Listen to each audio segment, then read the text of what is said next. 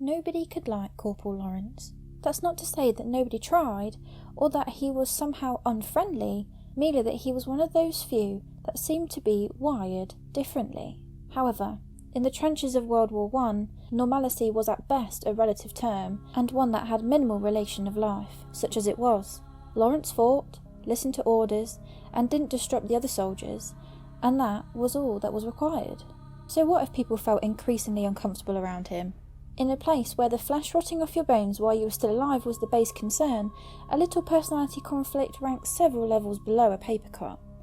Lawrence, for his part, dealt with it as he'd always had, that is to say, remained totally unaware of the avoidance. The same way a blind man from birth cannot mourn the memory of colour, Corporal Lawrence couldn't bemoan the lack of company. He was quiet, as he had no one to talk to, and still, as he had nothing to do for long stretches of time. The enemy trench, less than a mile away, had gone silent for several days, letting boredom and nervousness sink in even more than the normal, coupled with the unease that seemed to radiate off Lawrence like heat waves.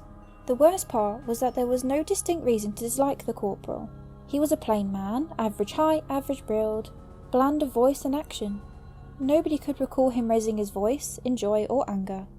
He did have the occasional odd mannerisms, however. He tended to stare a beat or two longer than was acceptable at people.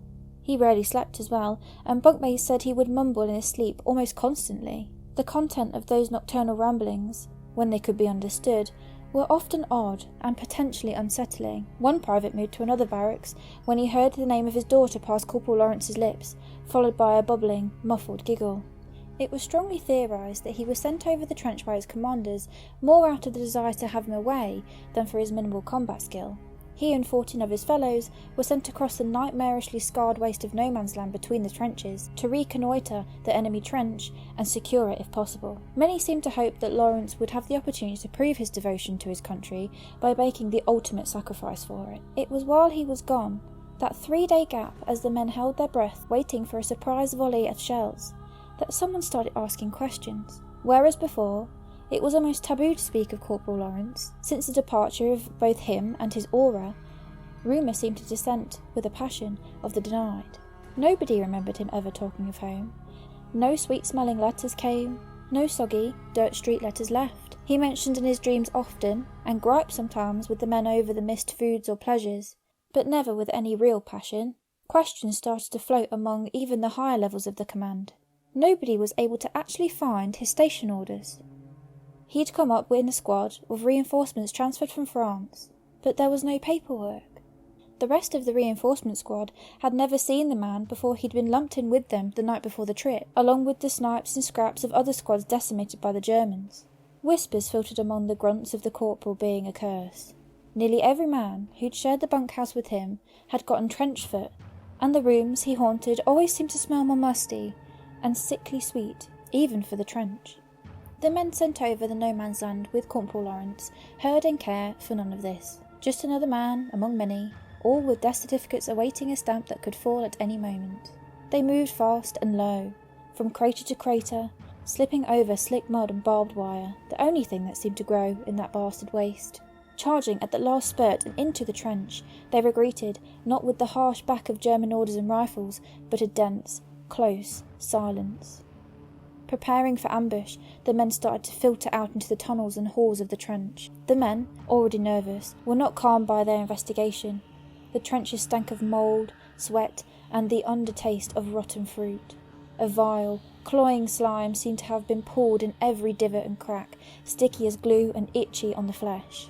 In a world where rats and insects would try and snatch food from your mouth even as you ate, they saw nothing alive, not so much as a fly. An armoury lay in chaos, munitions spilled on the ground, rifles tossed like pickup sticks. A mess hall had been reduced to ruins. The tables and chairs piled in the centre of the room, charred and twisted, the rations seemingly stamped into the dirt by many feet.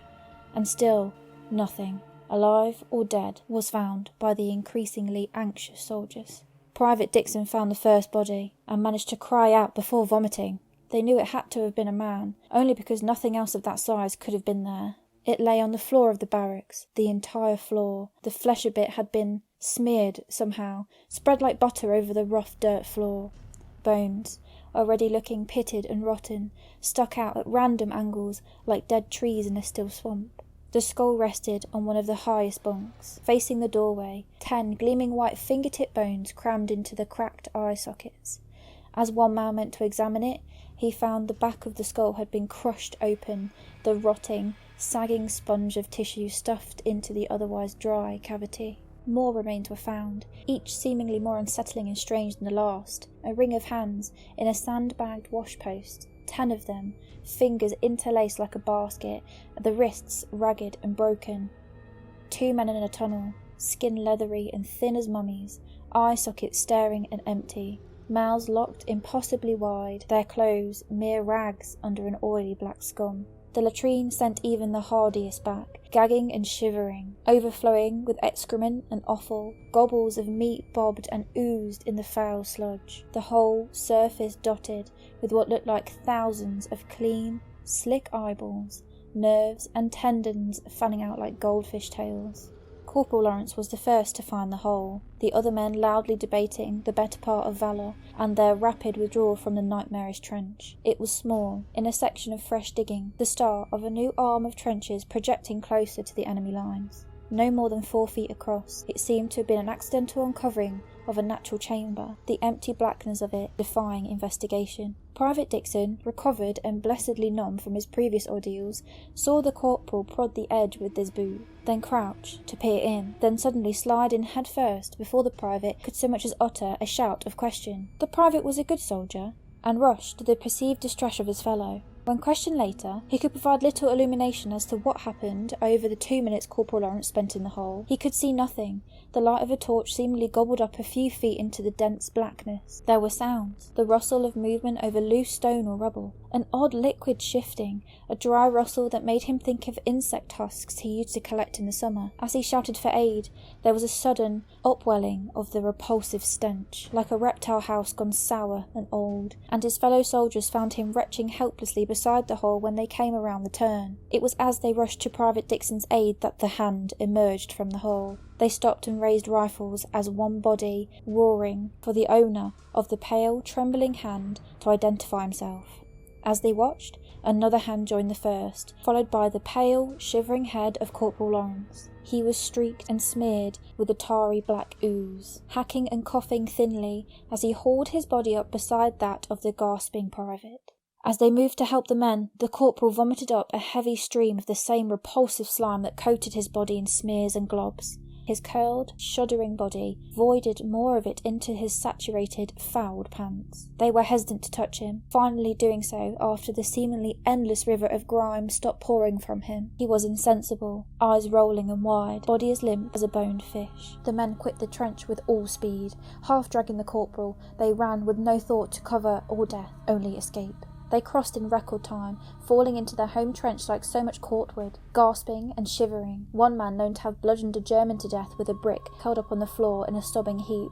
The commanders moved quickly, isolating the men and trying to calm the most lucid for a report. What spilled out would have been immediately dismissed as lies and hallucination were it not for the earnest, pleading stares of those reporting. Command calmed them with explanations of battle fatigue and strange gas weapon tests, and shared silent, focused stares as the cowed men were ushered out. Corporal Lawrence had little to report. Of his time in the hole, he could, or would, say little. He stated that he had slipped and fallen into what may have been some long blocked underground pool, or perhaps a buried latrine.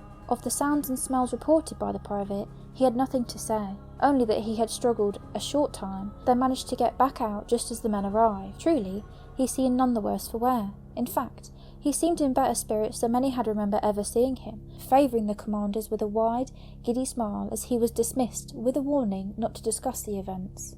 The corporal proved a changed man over the next few days. He was more talkative, but quickly had men wishing for his old, unsettling silence.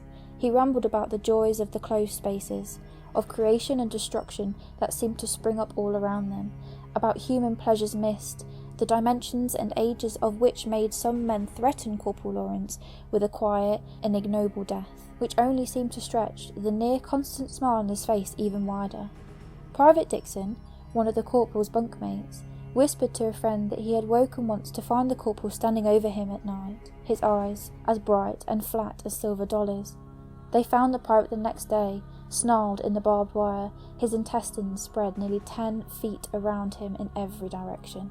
Not one man from that trench survived the Great War, although few died in battle. A wave of sickness took the trenches a few days after Private Dixon's death, a strange wasting sickness.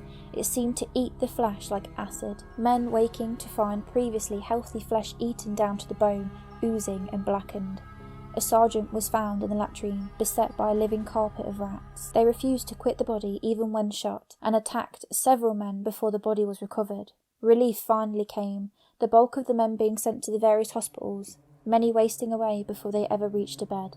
Corporal Lawrence was remanded to a French mental ward, transferred after several complaints from the hospital proper, where he was first sent. It seemed his behaviour hinted at a growing mental imbalance, culminating with an attempted sexual assault of a nurse, which ended with the loss of 3 fingers from her right hand and the vision in her right eye.